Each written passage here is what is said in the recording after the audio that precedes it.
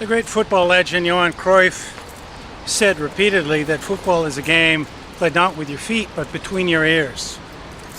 England has traditionally played the World Cup not between the ears or with its feet, but with its head up its ass. England is the definitional head up ass country in World Cup football, except this year.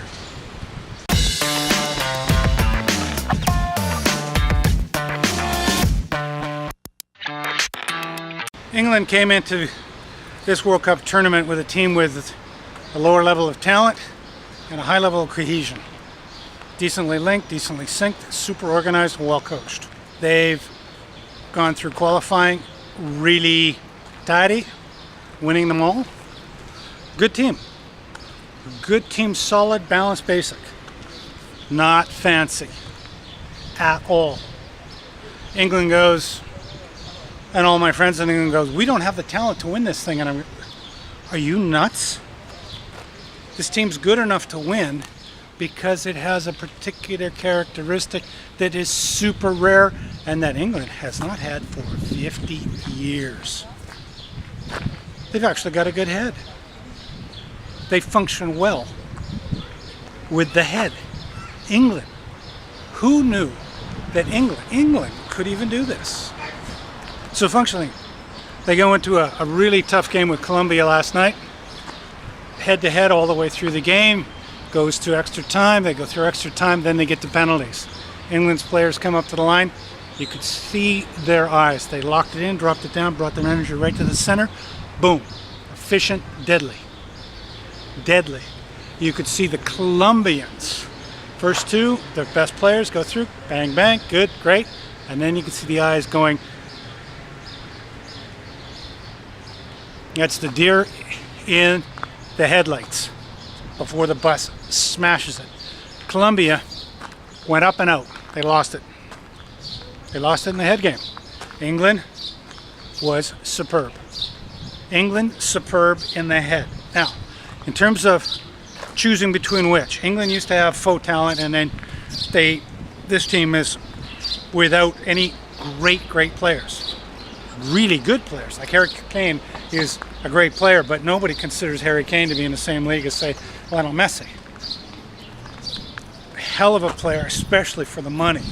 Meaning when it's in the crunch, Harry Kane's a really good super head on this guy. So you're going to take a team, and the basic question is, do you take head or do you take talent?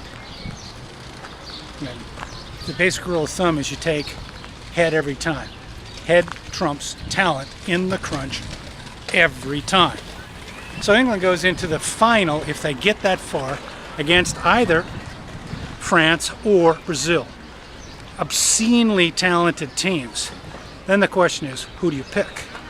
Now everybody's going to pick the obscenely talented French or the obscenely talented Brazilians. Do you want to do this? Basic metric. Invariably in the crunch, head trumps talent every time. Now, if you're going to put a bet on this, like your house, a real bet, who do you take? Do you go for the head?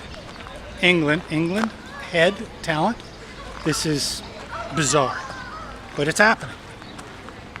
Or do you go for the obscenely talented Brazil, the obscenely talented France?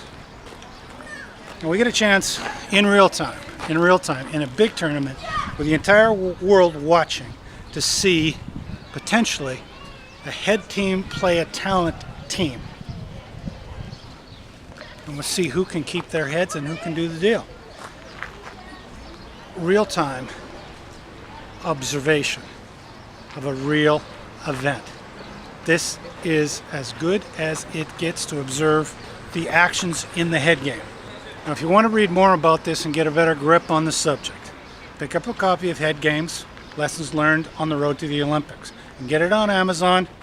And for those companies and those groups that want more on this, book me to speak. You know where to find me.